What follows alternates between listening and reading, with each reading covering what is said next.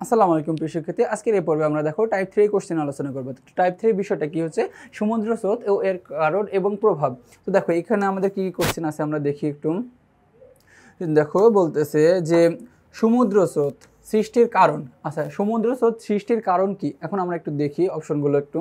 তো দেখো আমাদের বলতেছে অপশনটা কি, যে বার্ষিক গতি, নিয়ত বায়ু প্রবাহ নাকি ভূখণ্ডের অবস্থান। আমরা বলতেছি যে সমুদ্র স্রোত সৃষ্টির জন্য আমাদের কি গতি ও মানে ইম্পর্টেন্ট একটা জিনিস, তাহলে কি 1 2 ও 3। এরপরে আমাদের 39 নম্বর বলতেছে বিখ্যাত টাইটানিক জাহাজের মালিক কোন দেশ। আমরা দেখলাম যে বিখ্যাত টাইটানিক জাহাজের মালিক ছিল হচ্ছে কি যুক্তরাজ্য।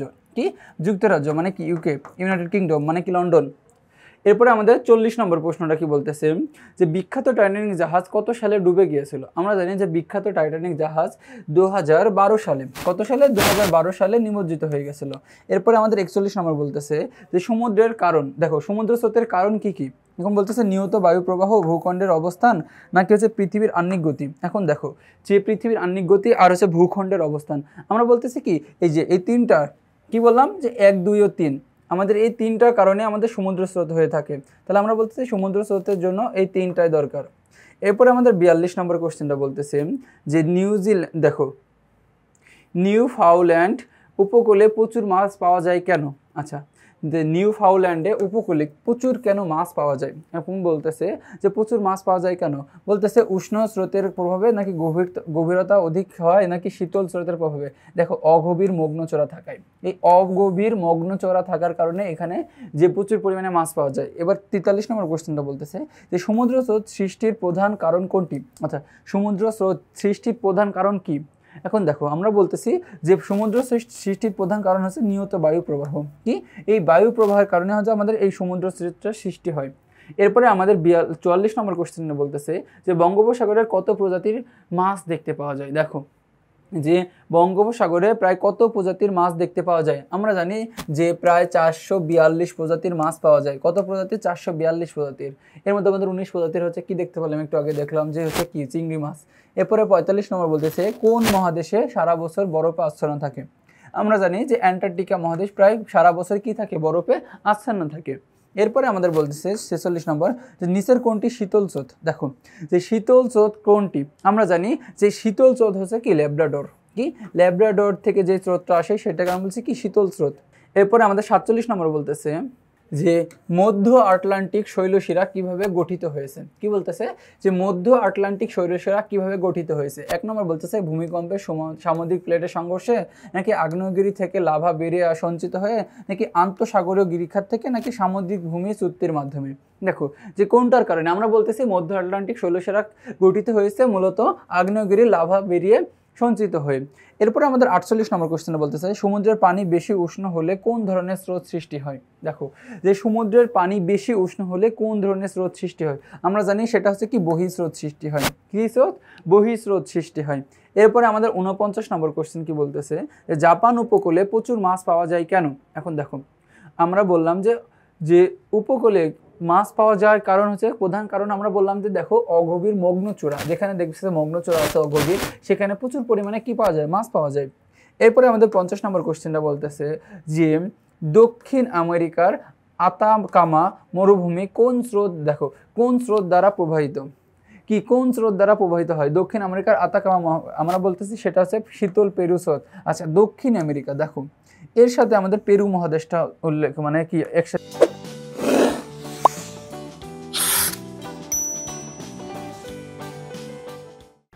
যাই। পেরু মহাদেশটা আমাদের কি যে দক্ষিণ আমেরিকার একটা দেশ। তো এইখান থেকে আতাকামা মরুভূমি কোন স্রোত দ্বারা প্রবাহিত হয়, যে আমাদের শীতল পেরু স্রোত দ্বারা।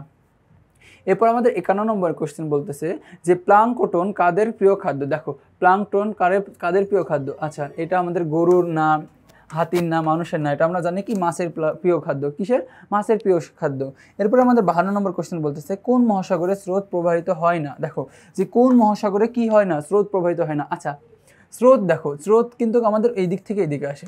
আমাদের উপরে একটা মহাদেশ আছে, উত্তর দিকে একটা মহাসাগর আছে, সেটা মহাসাগরের নাম কি বলতো, উত্তর মহাসাগর। তো দেখবা যে এই উত্তর মহাসাগরে কি হয় না, স্রোত প্রবাহিত হয় না। আমাদের অপশনগুলো একটু দেখি। তো দেখো আমাদের উত্তর আর হচ্ছে আটলান্টিক বলতেছে, তাহলে আমরা বলতেছি যে উত্তর মহাসাগরে। এরপরে আমাদের 53 নম্বর কোশ্চেনে বলতেছে যে সমুদ্রের কত মিটার নিচ থেকে সমুদ্র স্রোতের গতি কমতে থাকে। দেখো সমুদ্রের কত মিটার নিচ থেকে সমুদ্র স্রোতের গতি কমতে থাকে, বলতেছে 200 মিটার, 300 মিটার, 100 মিটার নাকি 400 মিটার, যে কত মিটার। আচ্ছা আমরা বলতেছি যে সমুদ্র স্রোতের কত মিটার থেকে, প্রায় 100 মিটার থেকে স্রোতের গতি কমতে থাকে। এরপরে আমাদের 54 নম্বর বলতেছে যে দক্ষিণ আমেরিকার আত্তাকামা দেখো মরুভূমির শীতল স্রোত হওয়ার কারণ কোনটি। আমরা জানি যে শীতল স্রোত হওয়ার কারণ হচ্ছে কি পেরু স্রোতের কারণে, কি পেরু স্রোত একটা হচ্ছে কি শীতল স্রোত, তো দেখো সেখানে এটি প্রবাহিত হয়। এরপরে আমাদের 55 নম্বর কোশ্চেন কি বলতেছে যে সমুদ্র স্রোত কয় ভাগে বিভক্ত। দেখো এই সমুদ্র স্রোত কত ভাগে বিভক্ত, আমরা বলতেছি যে 2, 3, 5 নাকি 7। আমরা জানি যে সমুদ্র স্রোত প্রথমত 2 ভাগে বিভক্ত, কয় ভাগে 2 ভাগে। এরপরে 56 নম্বর কোশ্চেন বলতেছে সমুদ্র বায়ু সৃষ্টির কারণ কি। দেখো সমুদ্র বায়ু সৃষ্টির কারণ কি, কিসের জন্য সমুদ্র বায়ু সৃষ্টি হয়। আমরা বললাম যে সমুদ্র বায়ু সৃষ্টি হয় মূলত স্থল বায়ুর কারণে, কি স্থল বায়ুর কারণে সমুদ্র বায়ু সৃষ্টি হয়। এরপরে আমাদের 57 নম্বর কোশ্চেন বলতেছে যে দেখো ড্রগার্স ব্ল্যাঙ্ক কোথায় অবস্থিত, কি ড্রগার্স ব্ল্যাঙ্ক কোথায় অবস্থিত, যে নরওয়ের উপকূলে নাকি ব্রিটিশ দ্বীপপুঞ্জের উপকূলে নাকি কানাডার পূর্ব উপকূলে নাকি নিউ ফাউল্যান্ডের উপকূলে। আমরা জানি যে ড্রগার্স ব্ল্যাঙ্ক ব্রিটিশ দ্বীপপুঞ্জের উপকূলে, কোথায়, যে এই ব্রিটিশ দ্বীপপুঞ্জের উপকূলে অবস্থিত। এরপর আমাদের 58 নম্বর কোশ্চেন বলতেছে যে সমুদ্রে অগভীর মগ্নচূড়া সৃষ্টির কারণ। আচ্ছা কিসের জন্য সমুদ্রে অগভীর মগ্নচূড়া সৃষ্টি হয়। এখন 1 নম্বর বলতেছে যে উষ্ণ স্রোতের কারণে, 2 নম্বর বলতেছে কি শীতল স্রোতের কারণে, 3 নম্বর বলতেছে উষ্ণ ও শীতল স্রোত মিলিত হলে। আমরা বলতেছি দেখো যে এই উষ্ণ দেখো অগভীর মগ্নচূড়া সৃষ্টি হয়ে থাকে যে উষ্ণ স্রোতের কারণে এবং শীতল স্রোতের কারণে, এবং উষ্ণ এবং শীতল স্রোত মিলিত হলে। দেখো দুইটা স্রোত যখন মিলিত হচ্ছে তখন আমরা বলতেছি কি যে তখন হচ্ছে অগভীর মগ্নচূড়া সৃষ্টি হয়েছে। এরপরে আমাদের 59 নম্বর কোশ্চেনটা দেখি যে মেরু অঞ্চলে সমুদ্র স্রোত কখন সৃষ্টি হয়। দেখো মেরু অঞ্চলে সমুদ্র স্রোত কখন সৃষ্টি হয়ে থাকে।